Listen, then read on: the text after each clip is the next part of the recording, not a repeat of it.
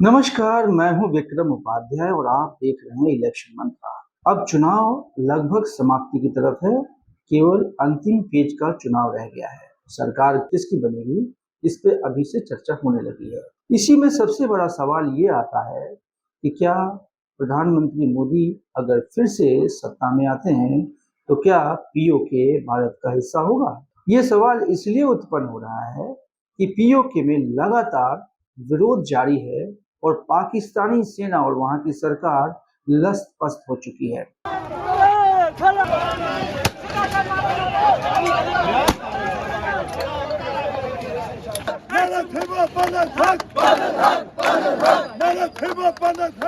भारतीय सरकार के सामने पाकिस्तान ने बहुत बड़ी-बड़ी बातें तो की, लेकिन धरातल पर उनकी पकड़ कमजोर होती जा रही है। Condemned surge in anti-Pakistan rhetoric and Islamophobic narratives by Indian political leaders during the ongoing Lok Sabha elections। आपने देखा कि जिस किस्म के वो बयानात दे रहे हैं वो मैं समझता हूं कि कोई रीजनल पीस एंड सिक्योरिटी के लिए अच्छा ओमन नहीं है। लगभग एक साल से पीओके के लोग लगातार आंदोलन कर रहे हैं। आंदोलन इसलिए कर रहे हैं क्योंकि इस्लामाबाद में बैठी सरकार लगातार उनका शोषण कर रही है।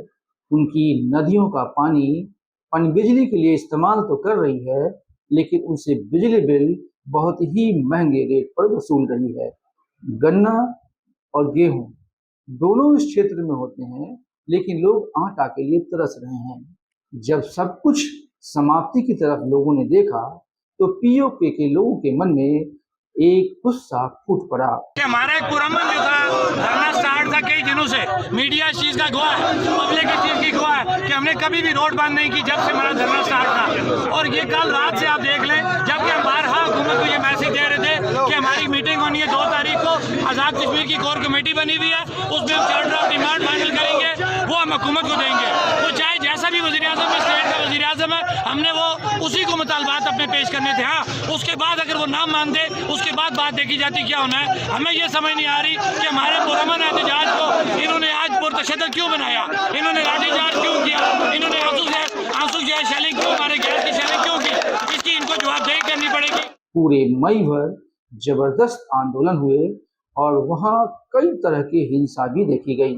जम्मू कश्मीर ज्वाइंट अवामी एक्शन कमेटी के नाम पर लोगों ने वहां एक संगठन बनाया और आंदोलन को नए सिरे से गढ़ना शुरू किया। लोगों ने चक्का जाम किया, बाजार बंद किया और पीओके की सरकार को इस हालात के लिए मजबूर कर दिया, या तो उनकी बात माने या फिर वो लोग भारत के साथ जाने को तैयार हो जाए। पाकिस्तान कहाँ मानने वाला था। पाकिस्तान ने 3 रेंजर्स की कंपनियों को उतारा और वहां के लोगों के खिलाफ लाठियां और गोलियां बरसानी शुरू की।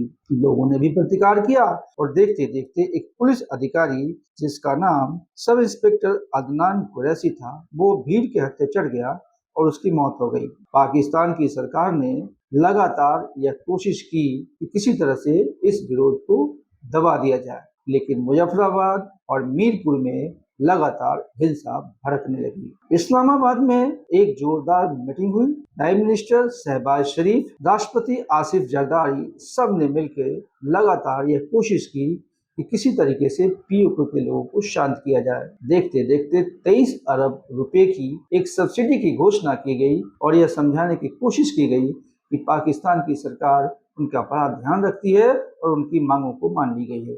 आज़ाद कश्मीर में गुज़श्ता 3-4 रोज़ से आपने देखा कि बिजली और आटे की सब्सिडी के हवाले से अवामी एक्शन कमेटी के प्लेटफॉर्म से आज़ाद कश्मीर के अवाम अपनी जद्दोजहद को रिकॉर्ड करवा रहे थे। अब ये 2 ऐसे मुतालबे हैं, सस्ती रोटी और सस्ती बिजली, कि जिससे कोई भी जी शऊर दिमाग इनकार नहीं कर सकता। इससे कबल आज़ाद कश्मीर के अवाम का यही मुकदमा मैं पाकिस्तान के लेजिस्लेशन के अपर हाउस सेनेट में लेके गया। फिर इंटरिम गवर्नमेंट के दौरान इंटर मिनिस्ट्रियल कमेटी, जिसको उस वक्त के honourable minister of defence lieutenant general retired Anwar Ali Haider साहब चेयर कर रहे थे, हमने 45 दिन ये सारी गुफ्तगू उनके साथ भी कही और बहुत सारे मामलात यकसू हुए। हुकूमत पाकिस्तान और वज़ीर आज़म पाकिस्तान ने खुश दिली से बर्दाश्त किया। मैं उनका शुक्रगुजार हूँ। अवामी एक्शन कमेटी के जो लीडरान हैं उनकी जदोजहद भी रंग लाई। लेकिन ये मामला यही नहीं रुका। इसी जम्मू कश्मीर ज्वाइंट अवामी एक्शन कमेटी ने लोगों से ये पूछा कि क्या इतना ही काफी है। जवाब में पीओके के लोगों ने कहा कि नहीं, जब तक हमारे पानी, हमारी बिजली का हिसाब पाकिस्तान सरकार नहीं कर देती तब तक वो किसी भी समझौते को नहीं मानेंगे। 23 अरब रुपए की सब्सिडी के बावजूद मुजफ्फराबाद और मीरपुर में लोगों का विरोध शांत नहीं हुआ। लोग दोबारा धरने पर आ बैठे, बाजार बंद कर दिया। पाकिस्तान की सेना कहाँ मानने वाली थी। पाकिस्तान की सेना ने रेंजरों को दोबारा उतारा और गोलीबारी शुरू कर दी। देखते देखते 5 कश्मीरी मारे गए। आज वहाँ हालात बहुत ही बिगड़ी हुई है।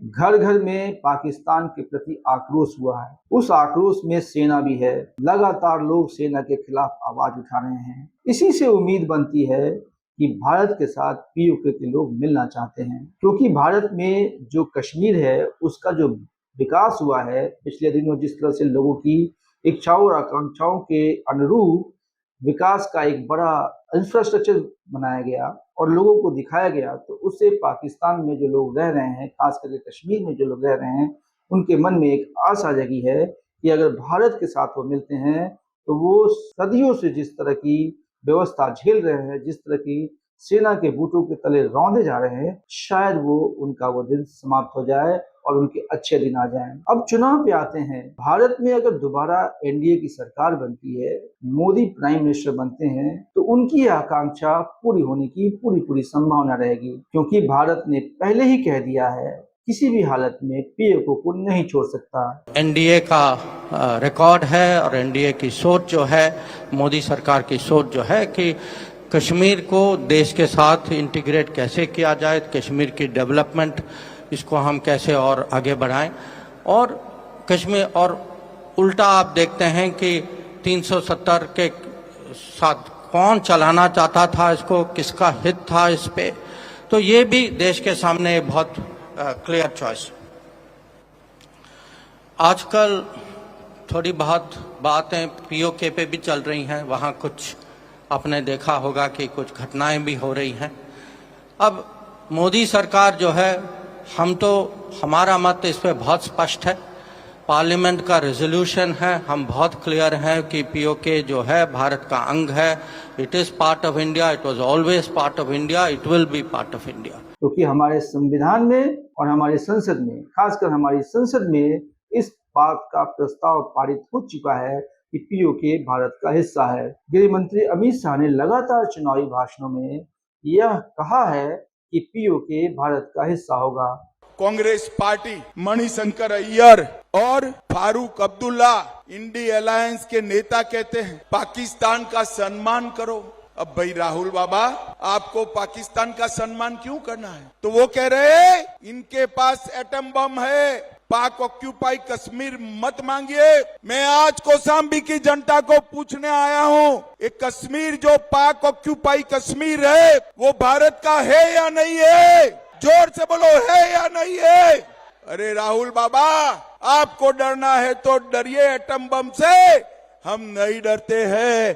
पाक ऑक्यूपाई कश्मीर भारत का है और हम वो लेके रहेंगे।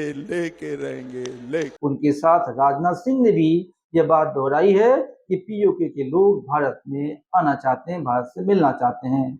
आज जम्मू कश्मीर जिस तरीके से विकास के रास्ते पर तेजी से आगे बढ़ रहा है, मैं दावे के साथ कहता हूं, मुझे लगता है, मैं कोई ज्योतिषी नहीं हूं, मुझे लगता है पाक अधिकृत कश्मीर में रहने वाले लोगों को भी अब लगता है पाकिस्तान हमारा विकास नहीं कर सकता है।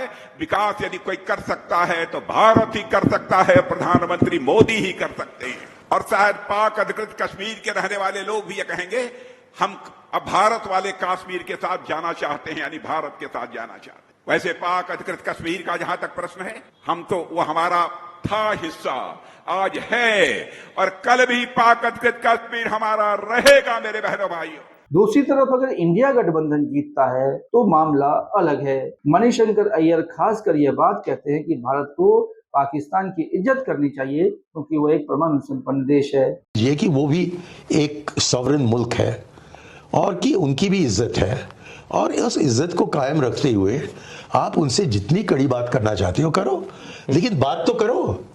बंदूक को लेकर आप घूम रहे हो और उससे क्या हाल मिला? कुछ नहीं, तनाव बढ़ते जाता है।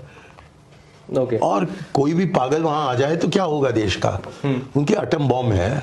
इंडिया गठबंधन में कई ऐसे नेता हैं जो लगातार पाकिस्तान की वकालत करते रहे हैं। स्वयं राहुल गांधी ने कभी पाकिस्तान के खिलाफ खुलकर नहीं बोला है। दूसरी तरफ पाकिस्तान के राजनीतिज्ञ लगातार राहुल गांधी की तारीफें कर रहे हैं। ये देखना बहुत ही दिलचस्प होगा कि अगर इंडिया गठबंधन की सरकार आती है तो पाकिस्तान के साथ उनका संबंध कैसा रहेगा, क्योंकि भारतीय जनता पार्टी ने अपनी नीति में स्पष्ट कर दिया है कि जब सीमा पार से गोलियां भी आएंगी और घुसपैठिए भी आएंगे तो वार्ता नहीं हो सकती है। भारत इस नीति पर 10 साल कायम रहा है कि पाकिस्तान के साथ वार्ता तभी होगी जब आतंकवादी घुसपैठ बिल्कुल समाप्त हो जाएगा। अब ये देखना दिलचस्प होगा कि 4 जून को जब परिणाम आता है और सरकार बनने का एक तय हो जाता है कि एनडीए की सरकार बनती है कि इंडिया गठबंधन की सरकार बनती है, फिर यह भी देखना बहुत दिलचस्प होगा कि भारत का पाकिस्तान के प्रति क्या नजरिया रहता है। इसी में यह सवाल छुपा है कि क्या एनडीए की सरकार बनने के बाद पीएम मोदी पीओके को वापस जोड़ने के लिए प्रयास करेंगे, या इंडिया गठबंधन की सरकार बनती है तो फिर हम पाकिस्तान के साथ दोस्ती का एक नया राग छेड़ेंगे। आप इस तरह की इनसाइट्स स्टोरी आपको हम लगातार प्रस्तुत करते रहेंगे। आप देखते रहिए इलेक्शन मंत्रा और हमें इजाजत दीजिए। नमस्कार।